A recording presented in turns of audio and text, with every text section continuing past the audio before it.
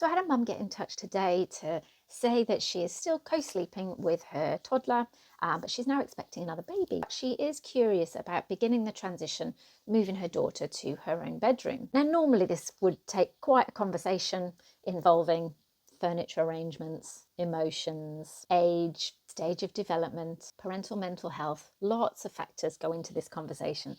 But for the sake of today, I'll just give you a few steps that I would recommend at the start of making this transition. Now, the good news is that moving a child to their own room from a co-sleeping situation is often much easier than people think it's going to be, as long as parents are prepared to make the move and go with them to begin with. Just because your child sleeps really well next to you in bed all night long doesn't necessarily translate to them doing it on their own in their own room. But making this first step still feels like a win for lots of families. It's a step in the right direction. And the next part of making this transition as easy as it can be would be my recommendation, if you've got the room, to invest in a double floor bed. It keeps everything safe, but it also allows freedom, choice and autonomy at sleep time, which is often in line with the stage of development that they're at in toddlerhood anyway. But it also gives you plenty of space, because the chances are you will still have to sleep in there for a time while you start making adjustments to how they fall asleep.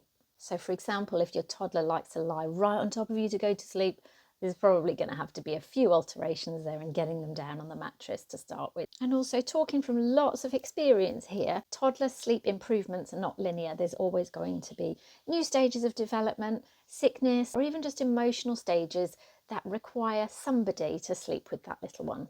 And it's far easier to do that in a big comfy bed than everybody squeezing in a little single together.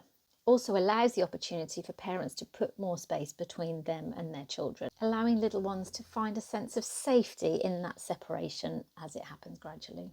Now, once toddlers are sleeping soundly in their own beds, in their own rooms with you there, it becomes very possible, after the initial settle, go to your own bed and see how they go. Sometimes toddlers sleep even better when they're not disturbed by us. By making change in this gradual way, you're not going to make anything worse. You're not going to be stuck with a new sleep arrangement that feels even harder than the co-sleeping arrangement that you had before. It gives you options.